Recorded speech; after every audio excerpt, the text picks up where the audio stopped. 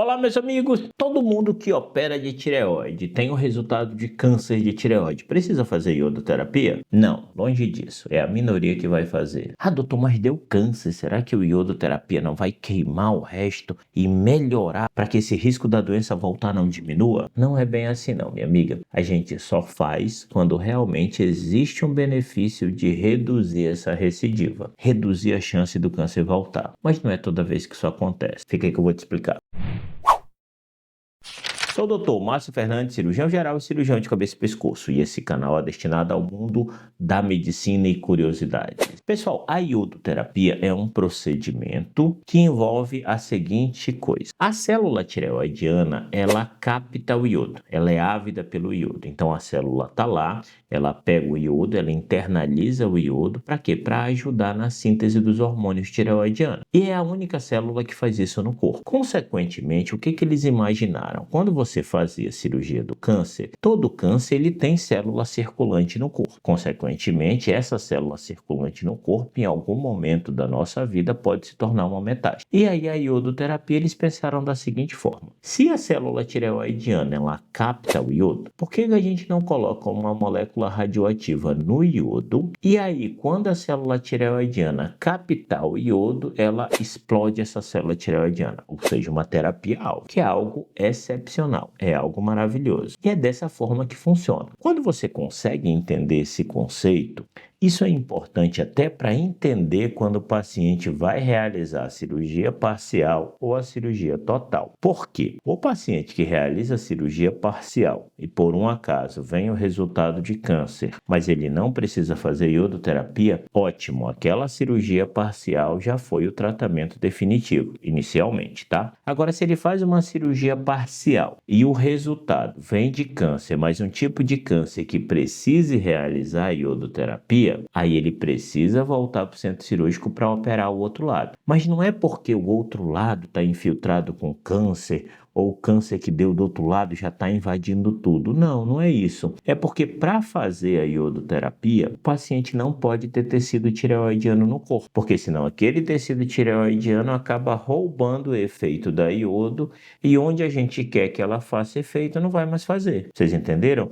Então é por esse motivo que o paciente volta para operar o outro lado, só para evitar que perca a efetividade da iodoterapia. Depois que vocês conseguiram entender isso, na cabeça do paciente ele pensa da seguinte forma: ah, mas se deu câncer, qualquer coisa adicional que eu possa fazer para matar isso de vez e ele diminua o risco de voltar, eu quero fazer. Só que por mais que a iodoterapia seja um líquido que você toma pela boca e seja absurdamente menos agressivo do que a radioterapia e a quimioterapia, ela não deixa de ter complicações, pessoal. E se o procedimento não vai trazer nenhum tipo de benefício para o paciente, para que fazer? E a outra questão é que eu não posso fazer iodoterapia num paciente de forma indefinida. Tem um tanto de iodoterapia que o paciente aguenta no corpo dele durante a vida dele. Então eu não vou ficar gastando dose de graça só porque eu acho que vai melhorar isso ou aquilo. Tem que ser pautado em estudo, em conhecimento. Vocês entenderam? Tu já te inscreveu, ser humano? Vamos lá. Então, depois que a gente decide que a gente vai operar o paciente, que esse paciente é operado, a decisão da iodoterapia, ela não está nesse momento. A decisão da iodoterapia, ela ocorre depois da cirurgia, quando a gente recebe o laudo da biópsia. É isso, não é baseado na punção. A punção, ela sugere um problema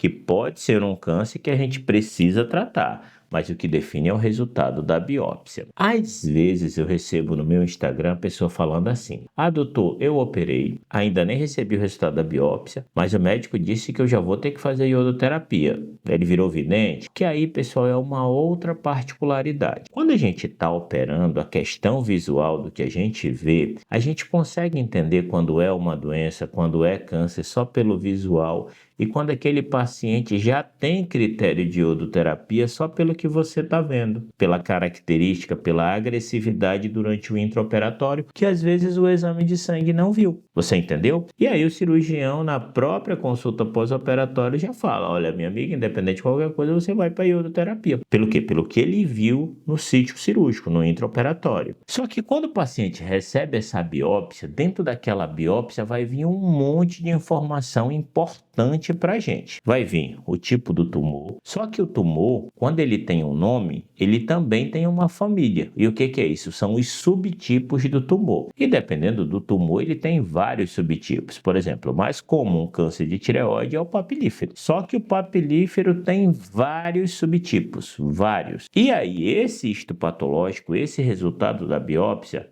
vai ter que vir o tipo do tumor, o subtipo, a gente quer saber o tamanho, a gente quer saber se é um tumor focal, se só tinha num ponto, se tinha em mais de um ponto, a gente quer saber se ele estava saindo da tireoide, se ele tinha extensão além da tireoide, se a margem da cirurgia tinha uma margem limpa ou ficou algum resíduo de células cancerígenas na margem da cirurgia. A gente quer saber se aquele tumor gerava invasão de vasos sanguíneos, gerava invasão dos vasos linfáticos. A gente quer saber a taxa de progressão desse tumor. Às vezes na cirurgia nós tiramos pequenos linfonodinhos que servem para a gente ter uma noção se aquele linfonodo estava comprometido ou não por doença, que sugeriria uma metástase. E por último, claro, a classificação do estágio do tumor. Depois que a gente tem todo esse conceito, a gente vai classificar esse paciente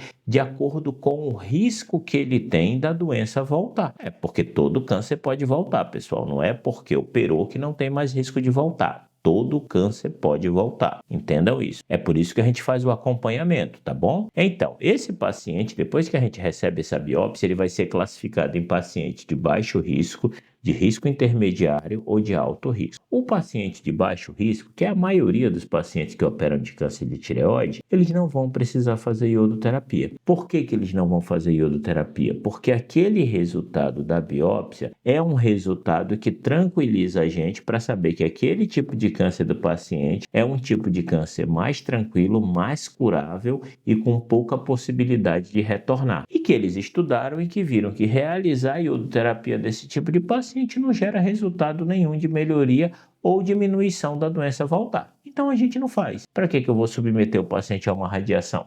Concorda comigo? Já o paciente de risco intermediário e alto risco, esse sim já tem indicação de iodo, mas principalmente o de alto risco. Só que o paciente de alto risco, pessoal, já é uma doença muito grosseira, já é uma doença extremamente avançada. É a minoria da minoria dos casos. A maioria absoluta dos casos que precisa fazer iodo está no risco intermediário. O risco intermediário é quando aquele tumor ele pode até ser pequeno, mas ele tem uma invasão vascular, é quando aquele tumor ele tem um subtipo daquela família do tumor que é um pouquinho mais agressivo, ou dependendo da característica da metástase, é aí que nós indicamos a iodo. O tipo intermediário, apesar dos estudos serem discordantes quanto à efetividade da iodoterapia nesse tipo de paciente de risco intermediário, ele é feito em todos os pacientes que têm esse tipo de risco. Tá bom?